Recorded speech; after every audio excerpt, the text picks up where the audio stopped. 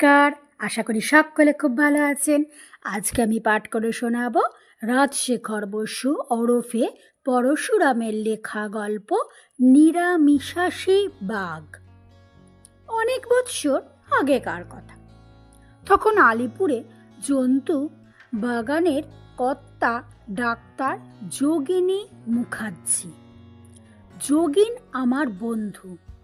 একদিন টেলিফোন করে বললে, ওহে বড় এক জোড়া তিব্বতী পান্ডা এসেছে।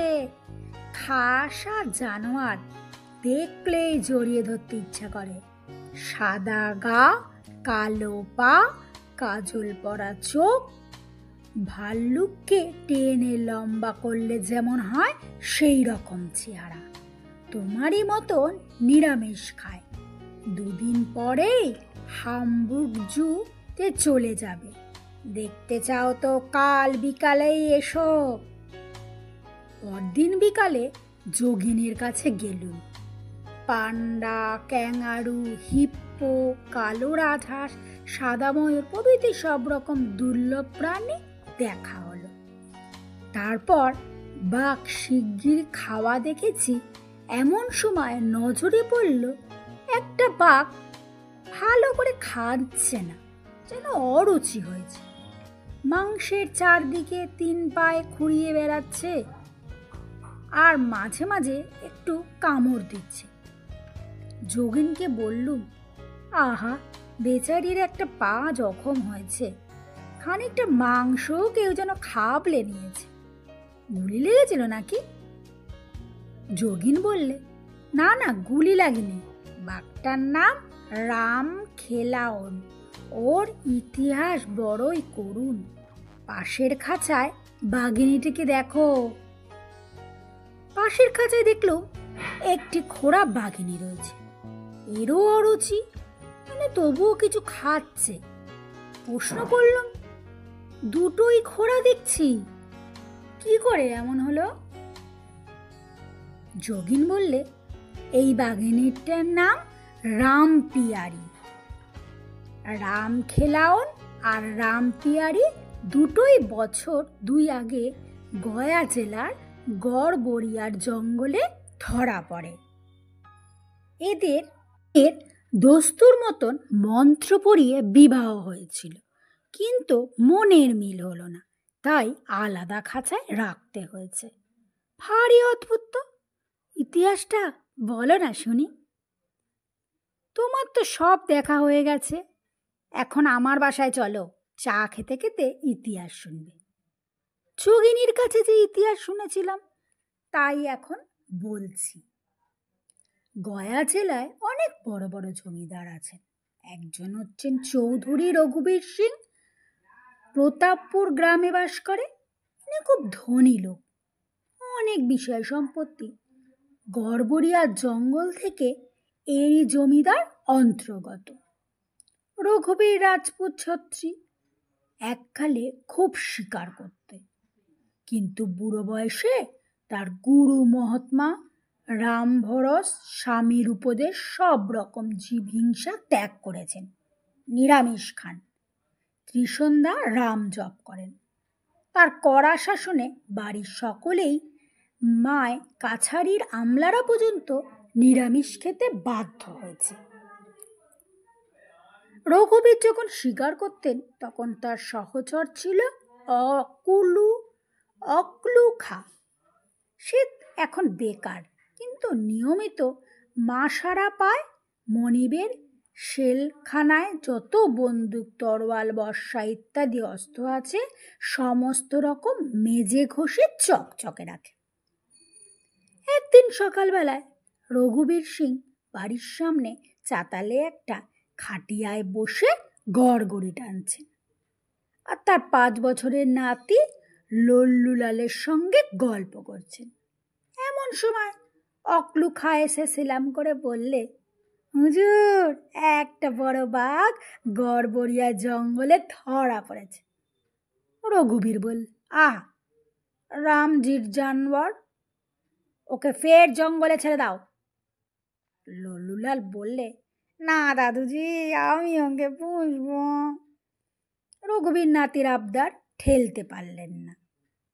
হুকুম দিলেন, শাল কাঠের একটা বড় পিঁজরা বানাও, তার সামনে একটা আর পেছনে একটা কামরা থাকবে, যেমন কলকাতায় চিড়িয়াখানায় আছে। মোটা মোটা শিক লাগানো হবে, 2 কামরার মাঝে একটা ফটক থাকবে, ছাদ থেকে জিঞ্জির টানলে ফুটক খুলবে, তখন বাঘ কামরা বদল করতে পারবে। 2 দিনের মধ্যে খাঁচা তৈরি হয়ে গেল। তাতে বাঘকে পোড়া হলো। দেখাশোনার ভার অক্লু খার উপর পড়ল। সে তার মনিবকে বললে, হুজুর, আমাদের যে বাঙালি ডাক্তারবাবু আছেন তিনি বলেছেন আলিপুরে চিড়িয়াখানায় প্রত্যেক বাঘকে 2-3 দিন অন্তর 7 সের ঘোড়ার মাংস খেতে দেওয়া হয়। এখানে তো তা মিলবে না, আপনি খাসির হুকুম করুন। রঘুবীর বললে, কোনো রকম গোশত আমার কঠির এলাকায় ঢুকবে না। এই বাঘের নাম দিচ্ছি রামখেলাওন, ও গোশত খাবে না। তবে কি রকম খানা দেওয়া হবে হুজুর?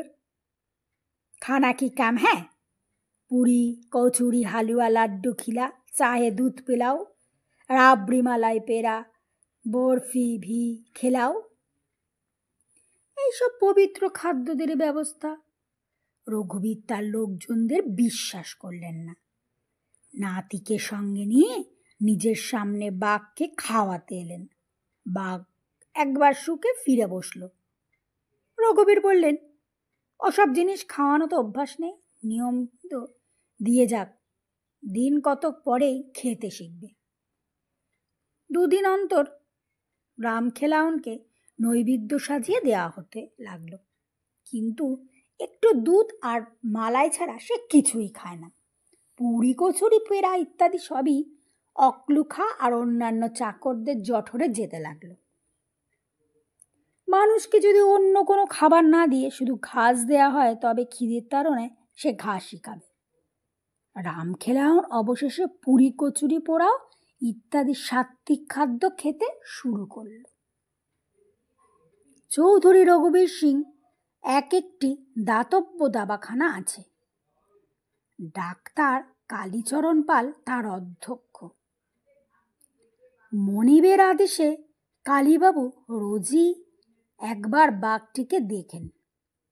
তিনি জন্তুর ডাক্তার নন, তবু বুঝতে দেরি হলো না যে রামখেলাওন গতিক ভালো নয়। তার পেট মোটা হচ্ছে, কিন্তু ফুর্তি নেই, ছিমিয়ে গেছে। কালীবাবু ডায়াগনোসিস করে রঘুবীরের কাছে এলেন। রঘুবীর প্রশ্ন করলেন, क्या খবর ডাক্তারবাবু? রামখেলাওন তো বহুত মজে মে হয়। কালীবাবু বললেন, না চৌধুরীজি, মোটেই ভালো নয়, ও ডায়াবেটিস হয়েছে। সে কি, ভালো ভালো জিনিস কি তো ওকে খেতে দেওয়া হচ্ছে, আমি যাই খাই বাঘও তাই খাচ্ছে। কি জানি, বাঘ হলো কার্নিভোরাস, গোস্তর জানোয়ার, কার্বোহাইড্রেটের খাদ্য সহ্য হয় না, গ্লুকোজ হয়ে বেরিয়ে যাচ্ছে। রোজ 3 বার ইনসুলিন দেওয়া দরকার, কিন্তু দেবে কে? কি বলছো বুঝতে পারছি না। তুমি বাঘের ইলাজ করতে না পারো তো পাটনা থেকে বড় ডাক্তার আনাও। আপনি ইচ্ছা করলে বড় ডাক্তার আনাতে পারেন, কিন্তু কেউ কিচ্ছু করতে পারবে না। ছাগল যেমন মাংস হজম করতে পারে না, বাঘও তেমনি পুরি কচুরি করতে পারে না। ওকে যদি বাঁচাতে দেন তবে মাংসের ব্যবস্থা করুন। রঘুবীর সিং চিন্তিত হয়ে পড়লেন, বড় মুশকিল, কি বাত। আচ্ছা, কাল আমার গুরু মহারাজ রামভরসজি আসছেন, তিনি কি বলেন দেখা যাক। গুরু মহারাজ এলেন। রঘুবীর তাকে বাঘ দেখাতে নিয়ে গেলেন। ডাক্তার কালীবাবুও সঙ্গে গেলেন। রামভরসজি খাঁচার সামনে দাঁড়িয়ে বাঘকে প্রশ্ন করলেন, ক্যা বেটা রামখেলাওন, ক্যা হে তেরা? বাঘ মৃদুস্বরে উত্তর দিলেন, হানম। রামভরস বললেন, समझ लिया? अरे ये तो बहुत मामूली बीमारी बिया है, হ্যাঁ। কালীবাবু বললেন, বিয়া কি রকম? বেয়ারাম নহি সমজা, বাঘবাঘিনীর মাংতা। কালীবাবু বললেন, ও বাঘের বিরহ হয়েছে, তাই ঝিমিয়ে আছে, তবে চটপট বাঘিনী জোগাড় করুন। চৌধুরী রঘুবীর সিং লোকবল অর্থবল প্রচুর। 3 দিনের মধ্যে একটা তরুণী বাঘিনী ধরা পড়ল। রামভরসজি তার নাম রাখলেন রামপিয়ারি। বিধান দিলেন, আলাদা পিঁজরায় রেখে বাঘিনীকে পুরি কৌচুরি অগ্নহ খেতে দেওয়া হোক। যখন নিরামিষ ভোজনে অভ্যস্ত হবে, বাঘ ভাগিনী দুজনেই সাত্ত্বিক স্বভাব পাবে, তখন পুরুত ডাকিয়ে বিয়ে দেওয়া হবে, এক খাঁচায় রাখবে। খিদের জ্বালায় বাঘিনী ক্রমশ পুরি কৌচুরি পোড়া ইত্যাদি খেতে আরম্ভ করল। সাত্ত্বিক আহারের ফলে বাঘের সেসব উপসর্গ দেখা দিয়েছিল, বাঘিনীরও তাই হলো। তখন রামভরাস স্বামীর উপদেশটা ঘটা করে বিয়ে দেবার আয়োজন হলো। ঢোল বাজালো, পুরোহিত মিসিরজি মন্ত্রপাঠ করলেন, তবে 2 থাবা এক করে দেওয়ার সাহস হলো না। বাঘবাঘিনীর বাসের জন্য একটা খাঁচা ফুল দিয়ে সাজিয়ে তার মধ্যে বড় বড় বারকোষ, নানান প্রকার খাদ্য সামগ্রী, পান সুপারি, কর্পূর, ছোয়ারা, নারকেল কুচি প্রভৃতি মঙ্গলদ্রব্য রাখা হলো। বিবাহ সভায় রঘুবীর সিং, তার আত্মীয় স্বজন, রামভরসজি, কালীবাবু, অকলুখা আরও বিস্তর লোক উপস্থিত ছিলেন। সকলেই আশা করলেন যে এইবারে এদের মেজাজ ভালো থাকবে, খাদ্য হজম হবে, দুটিতে মিলেমিশে সুখে ঘর কন্যা করবে। বরকনের শুভদৃষ্টি বিনিময় কেমন হয় দেখবার জন্য সকলে উদ্গ্রীব হয়ে রয়েছেন। শুভ মুহূর্তে শাক বেজে উঠল। বিহারের প্রথা অনুসারে পুরানারীরা চিৎকার করে গাইতে লাগল, পরদেশীয় আগুন অঙ্গানা।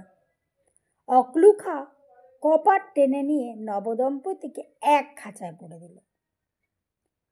ফ্রয়েডের শিষ্যরা যাই বলুন, প্রাণীর আদিম প্রেরণা খুঁত পিয়াসা। রামখেলাউন আর রামপিয়ারি হিংস্র শ্রাপক। নামের আগে রাম যোগ করেন এবং অনেক দিন নিরামিষ খাইয়ে তাদের স্বভাব বদলানো যায়নি। 4 চক্ষুর মিলন হওয়া মাত্রই আমিষভুক্ষ 2 প্রাণীর ক্যানিভাল প্রবৃত্তি জাগিয়ে উঠল।